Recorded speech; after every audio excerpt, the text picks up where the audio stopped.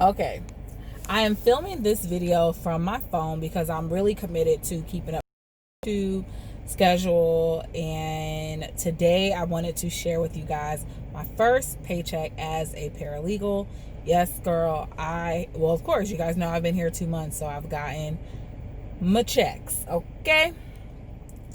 So before I tell you guys how much I've made, let me just preface by saying I want to always start or finish with something educational and something that I've learned in the process so that you do better than I do. Do as I say, not as I do, okay?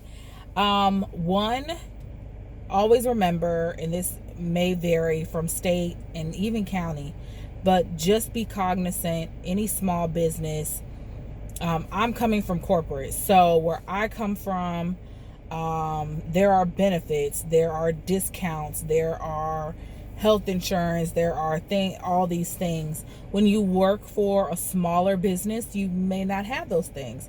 I work for a smaller law firm, so I came into it and they were up front and letting me know that there is no health insurance, there's no 401k, there is none of those benefits. I don't get a discount with Sprint or any of those things. And that's something that you have to be cognizant of when you're going through school, is take that into consideration. If those things are important to you or will become important to you, and you don't feel like you can settle and take that time to go smaller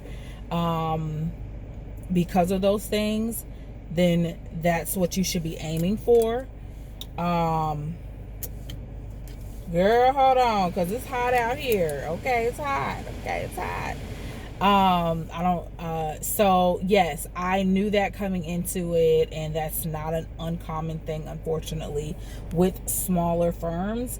Either the insurance is way too high, that you can't manage it because they of course don't have a good group plan. There's not a lot of them up in it. So there's no insurance, there's no 401ks. So the only thing that comes out of my check is just straight taxes. There's no health savings plan, there's none of those things. Now, I say this because what you want to be careful of, and I did not do this for myself, bargain that with your salary. Say to yourself, okay, I'm going to request a higher salary so that I can get these things on my own. I can get a separate healthcare plan, a separate 401k plan. You can do these things on your own, separate dental insurance, those kind of things. But bargain that with your salary, which moves me to my next point. I did not advocate for myself because I felt like I didn't advocate or negotiate because I felt like I didn't have any experience. I felt like I just didn't have a reason for them to accept what I say. But do not be afraid to ask. Don't be afraid to ask.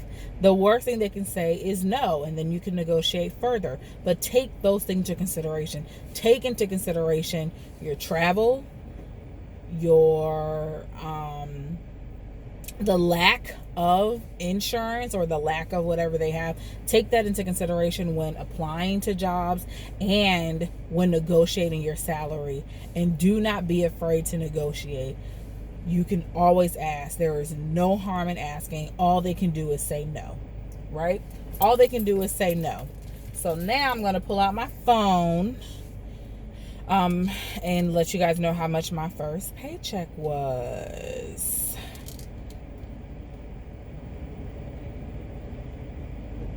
So yeah, I really dubbed myself on the pay portion, and I regret that a lot because I'm doing a lot of work and I didn't ask for my starting.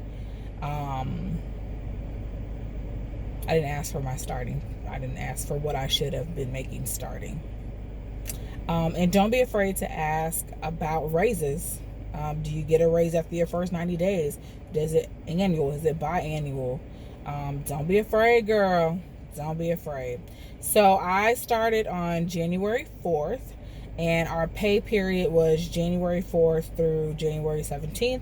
I was paid on January 24th. my I was absent a day, and I do know, ask those questions too. Am I invested in one day? Do I start getting paid for sick time, vacation time, off bat? What are those balances? How often can I take them? That's all important as well. And I did ask those because I know that. But I was very aware that if I had any vacation or anything planned, that I was not going to get paid for it in the first 90 days. But I already had, my sister had bought me a plane ticket to Washington as my graduation gift, so I already knew I was going. So within those first 2 weeks of being here, I worked 72 hours, and my gross was $1,080. My net pay was $932.61, and my taxes came up complete total $147.39. So just to give you guys like an idea, the next pay period where I had all of my hours, I wasn't missing any days. Let me make sure I wasn't missing any days. No, I was missing days.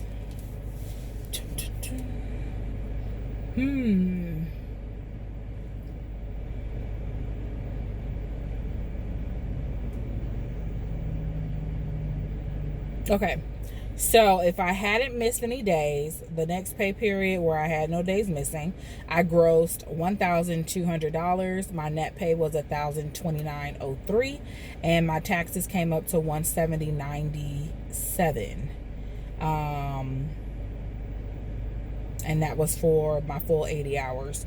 So that net pay $1,029.03.